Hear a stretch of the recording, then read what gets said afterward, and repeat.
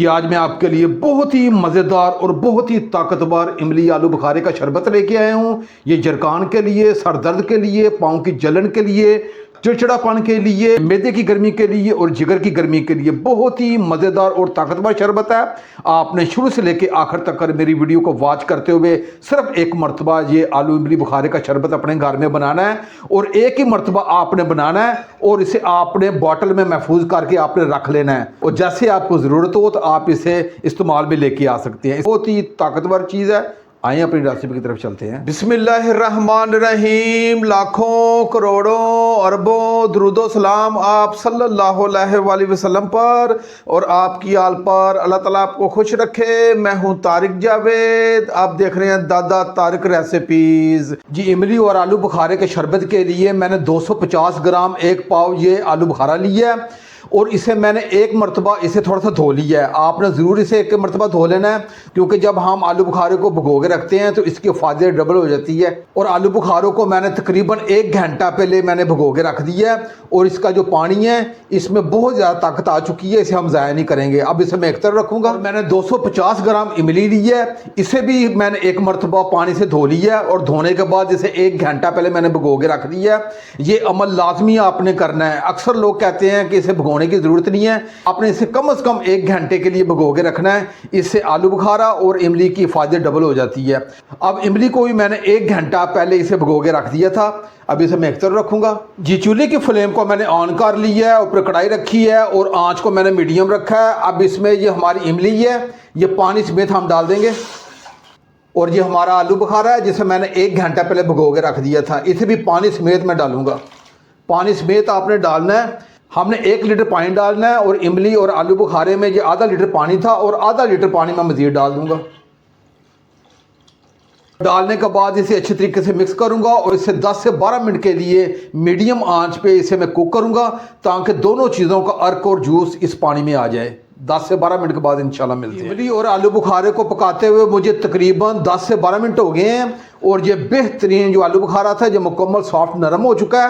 ये आलू बुखारे को मैं निकाल के आपको चेक भी करवाता हूँ ये किस तरह सॉफ्ट और नरम हो चुका है। ये देखिए, और आसानी के साथ जो इसकी घुटनी है वो अलग हो जाएंगी। इस तरतीब से और इसी तरीके से आपने इसकी कुकिंग करनी है। अब ये मैं डाल दूँगा। अब ये चूल्हे की फ्लेम को एक मरतबा जो मैं ऑफ़ करूँगा और ऑफ़ करने के बाद इसे मैं थोड़ा सा ठंडा करूँगा। मैंने इमली और आलू बुखारे को 5 मिनट के लिए इसे इसी तरह छोड़ दिया था और ये आलू इमली बुखारा जो ठंडा हो चुका है। अब इसे हाथ की मदद से मैं अच्छे तरीके से इमली और आलू बुखारे को इसे मसल के इसकी जो अंदर घुटनी है वो अलग कर लूँगा। बहुत ही आसानी के साथ ये अमल हो जाएगा क्योंकि आलू बुखारा और इमली ये मुकम्मल सॉफ्ट हो चुके हैं। जी, मैंने हाथ की मदद से अच्छी तरीके से मल के इसका जो पल्प था वो अलग कर लिया है, जो इसकी गुठलियाँ थी वो मैंने अलग कर ली हैं।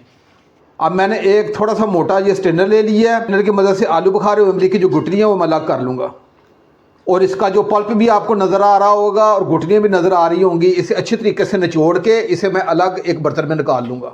आलू बुखारे और इमली की जो गुठलियाँ थी वो मैंने अलग एक बर्तन में निकाल ली हैं, लेकिन साथ आपको जो आलू बुखारे और इमली का पल्प भी नज़र आ रहा होगा। कढ़ाई में हमारे पास बेहतरीन इमली और आलू बुखारे का ये शरबत मिल चुका है। अब इस कढ़ाई को मैं एक तरफ रखूँगा और इस बाउल में तकरीबन 1 गिलास पानी डालूँगा और डालने के बाद इसे मैं चम्मच की मदद से अच्छे तरीके से मिक्स करूँगा। इसमें बहुत ज़्यादा ताकत अभी बाकी है। जी, मैंने 1 गिलास पानी डाल के इसे अच्छे तरीके से मिक्स कर दिया है और मिक्स करने के बाद मैंने एक बारीक स्ट्रेनर ले लिया है जो इसमें डाल दूंगा और स्पैचुला की मदद से मैं अच्छे तरीके से दबा के इमली और आलू बुखारे का जो अर्क और जूस है नीचे कढ़ाई में उतार दूंगा। जी, मैंने स्पैचुला की मदद से अच्छे तरीके से आलू बुखारे और इमली को दबा के इसका तमाम अर्क और जूस नीचे कढ़ाई में उतार दिया है।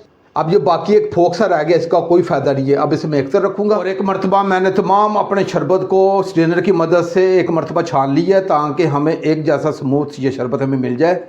अब इसे मैं एक तरफ रखूँगा। चूल्हे की फ्लेम को मैंने दोबारा ऑन कर लिया है और आँच को मीडियम रखा है। आलू बुखारा और इमली ये दोनों आधा किलो थे तो आधा किलो मैंने ये चीनी ली है, ये डाल दूँगा और चीनी को अच्छे तरीके से मिक्स करूँगा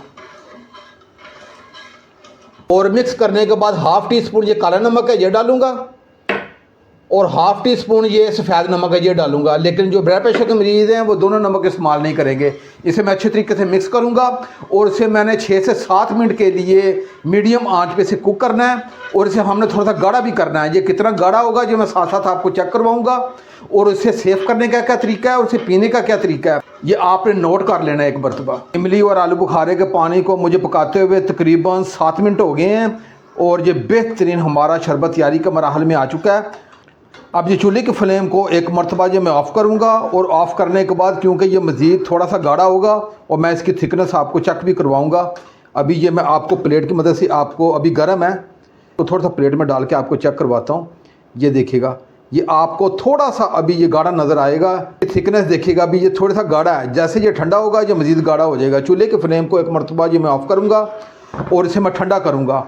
ठंडा करने के बाद इसकी दोबारा आपको थिकनेस चेक करवाऊँगा। इमली बुखारे के शरबत को अच्छे तरीके से ठंडा कर लिया है और ये गाढ़ा भी हो चुका है। इसे मज़ीद मैं प्लेट में डाल के आपको चेक करवाता हूँ।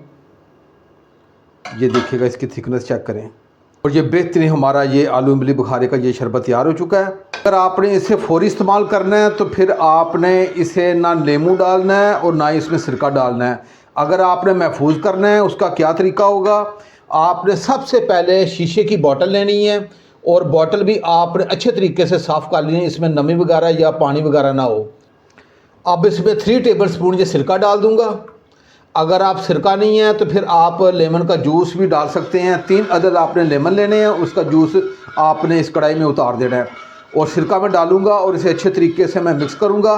अगर आपने महफूज नहीं करना तो फिर आपको ना लेमू डालने की ज़रूरत है और ना सिरका डालने की ज़रूरत है। अब ये मैं अपने ताकतवर आलू इमली बुखारे के शरबत को इस शीशे की बोतल में महफूज करूंगा। जी मैंने शरबत को शीशे की बोतल में महफूज कर लिया है और इसी तरह मैं शीशे की बोतलों में जो बाकी शरबत मेरे पास बच गया है इसे मैं महफूज करके फ्रिज में रख लूँगा। अब इसका ढक्कन हम टाइट कर लेंगे। अब इसे आप आसानी के साथ 10 से 12 दिन के लिए इस्तेमाल कर सकते हैं। ये ख़राब नहीं होगा क्योंकि हमने इसमें सिरके का इस्तेमाल किया है। अब इसे इस्तेमाल करने का क्या तरीका है वो मैं आपको बता देता हूँ। ले लिया है और इसमें मैं बर्फ़ डालूँगा। आप बर्फ़ अपने हिसाब से कम ज़्यादा डाल सकते हैं। डालने के बाद ये आलू इमली बुखारे का जो हमारा शरबत है ये मैं इसमें डाल दूँगा। ये मैंने तकरीबन आधा गिलास इसमें ये शरबत डाला है। शरबत डालने के बाद बाकी इसमें पानी डाल दूँगा। ये नहीं बाकी मैंने पानी डाल दिया है और इसे मैं चम्मच की मदद से एक मरतबा अच्छे तरीके से मिक्स करूँगा। ये हमारा बेहतरीन और ताकतवर ये शरबत तैयार हो चुका है। ये तकरीबन 3 गिलास ये बने हैं। तो आप इसी तरतीब से और इसी तरीके से ये शरबत बनाइएगा। इसे पीने का क्या तरीका है, बेहतरीन जो इसकी टाइमिंग है वो सुबह के टाइम है। जो शुगर के मरीज़ हैं वो इसमें चीनी नहीं डालेंगे और जो ब्लड प्रेशर के मरीज़ हैं वो इसमें नमक का इस्तेमाल नहीं करेंगे।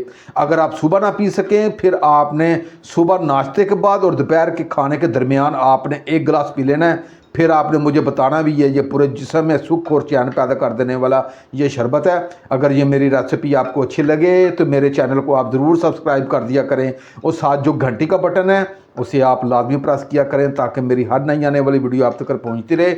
अब अपने भाई तारिक को इजाज़त दें। इंशाल्लाह मैं एक नई रेसिपी के साथ हाज़िर हूँगा। अपना बहुत ख्याल रखिएगा। अल्लाह हाफिज़।